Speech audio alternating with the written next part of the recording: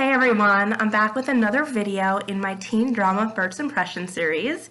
In this series, I'm going one by one through the 6 shows that I consider to be the core of the genre and explaining what I thought about them at the time they premiered and how my love for them grew as I watched them and rewatched them. So now we're up to the 5th show in the 6 out of the 6 series, and that is Gossip Girl.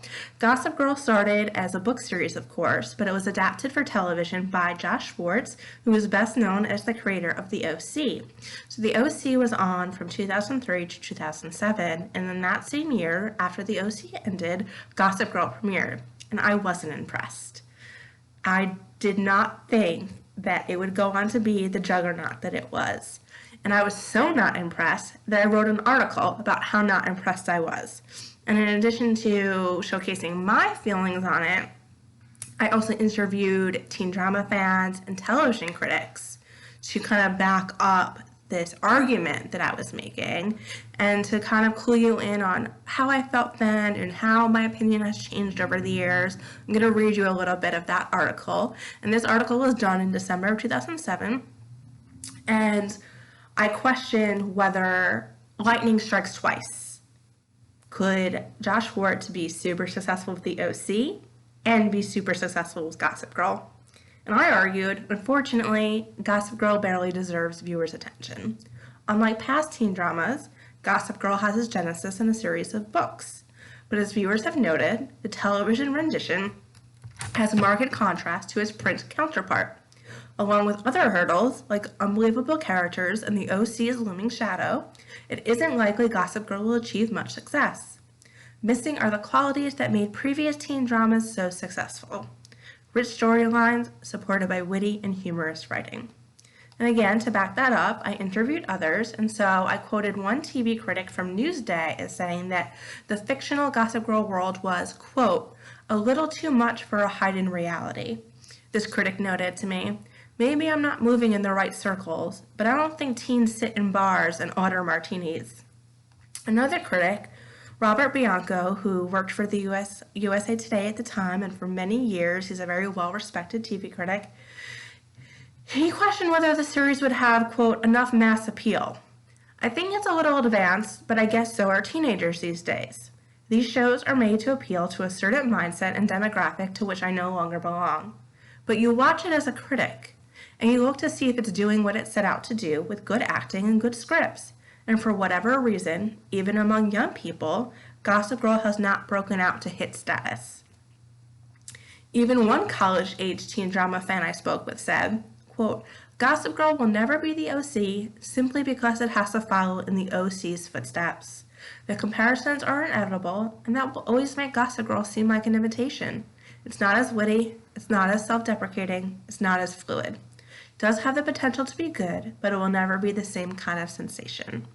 And I also interviewed a 14-year-old who happened to go to the same school as Taylor Momsen, and she explained that the whole school was interested in Gossip Girl because they wanted to see their former classmate be Jenny, but of course they were also interested as teenagers who like to gossip.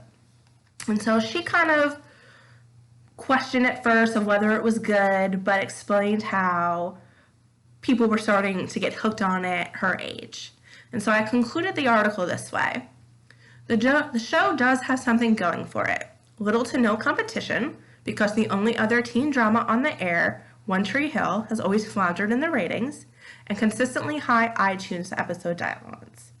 But if Gossip Girl is going to survive, it's going to need a lot more of these young students and a whole lot less than 30-something critics. Again, that was 2007. Here's what I say today. Hindsight is 20/20.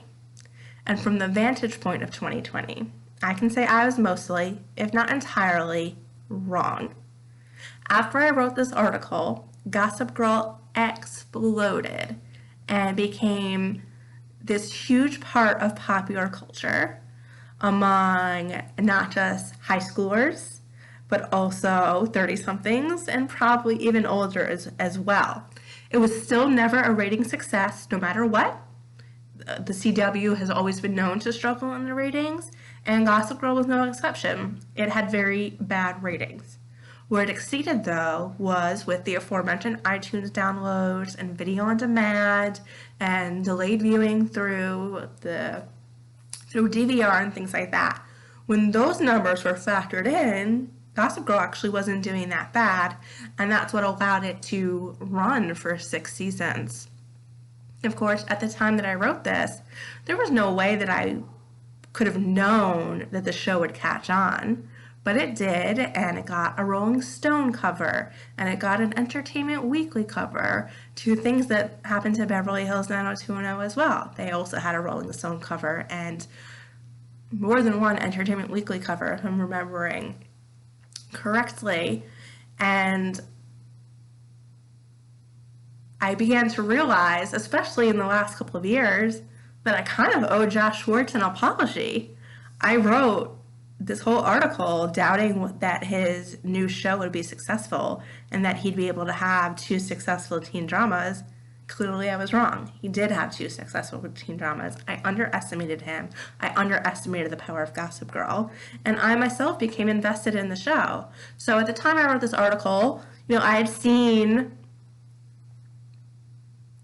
varying amounts of the show, and I had that opinion. I didn't think it was that good. In my article, I explained the evolution of the teen drama genre, how Beverly Hills 90210 started it, and Dawson's Creek took it a step further, and the OC took it a step further after Dawson's Creek, and I just did not think that Gossip Girl was continuing to evolve the genre. And yet I got hooked and sucked in anyway. It's those damn relationships. I wanted Serena and Dan to be together.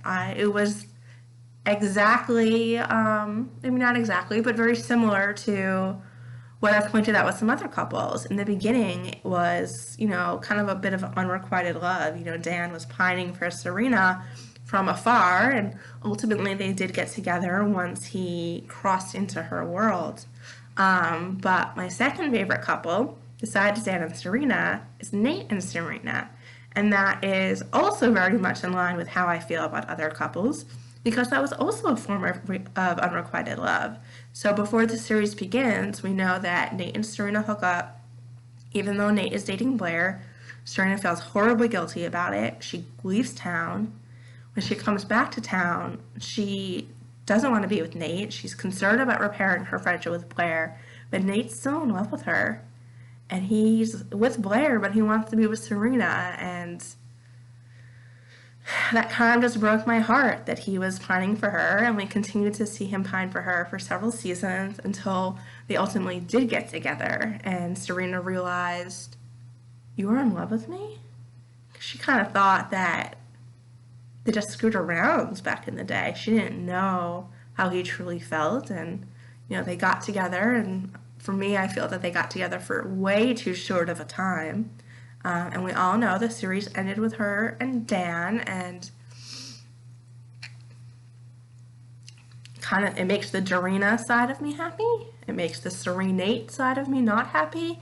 And of course, it's all complicated by the Gossip Girl factor. And of course, what I mean by that is the revelation that Dan was Gossip Girl.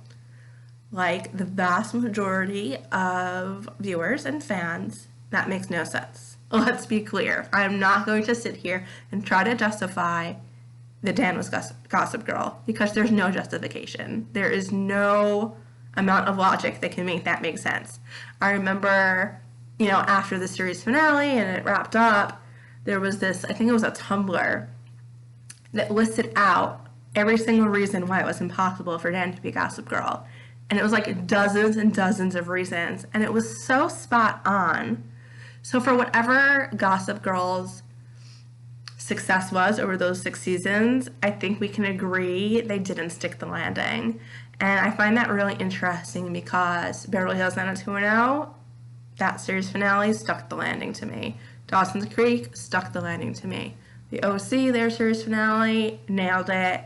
One Tree Hill, as I've said, I think it went on for 3 seasons too long. I didn't like those last few seasons. Series finale wasn't bad. The outcomes weren't bad. I just didn't want the show to continue. So let's say that that's in the middle between sticking the landing and not sticking the landing. Gossip Girl kind of blew it. You had a series that was built around who is Gossip Girl, and the answer did not make sense. But there's no denying, like I tried to do many years ago, that Gossip Girl is a worthy part of the teen drama genre. And I take full responsibility for being wrong about that all those years ago. And as further proof of its impact in the genre, we're getting a spin-off. So what was announced as a reboot, that news broke in the summer of 2019 that there was going to be a Gossip Girl reboot on HBO Max, which is owned by Warner Brothers, which was the studio behind the original Gossip Girl TV show. And it was supposed to premiere this year in 2020, but due to the COVID-19 pandemic, production was understandably delayed, and they actually did not start filming until this past fall. As a result, the show will not premiere now until sometime in 2021. There's been no specific date announced, and we haven't even gotten a trailer yet.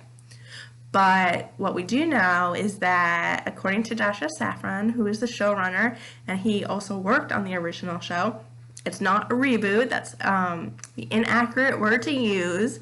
It is a spinoff, or what I personally call a requel, and I'll be talking about that more in my first impression for 90210. A requel is part remake, part sequel. And I say that applies to this Gossip Girl spinoff because it's partially a remake, because it's again about this mysterious Gossip Girl tormenting is probably too strong of a word, but like reporting on this group of friends. So that's the same premise as the original Gossip Girl, but it's also a sequel because it takes place in the same universe as the original Gossip Girl, and it's set, X many years after the first group of teens that we followed.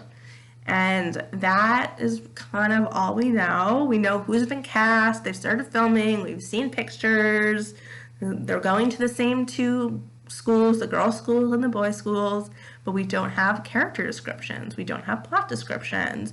We know that it's going to be more diverse, both in terms of racial identity and sexual identity and gender identity, which is awesome. I think that's where we are as a country in 2020, and it's a shame we weren't there before, and we still have a long way to go in many regards.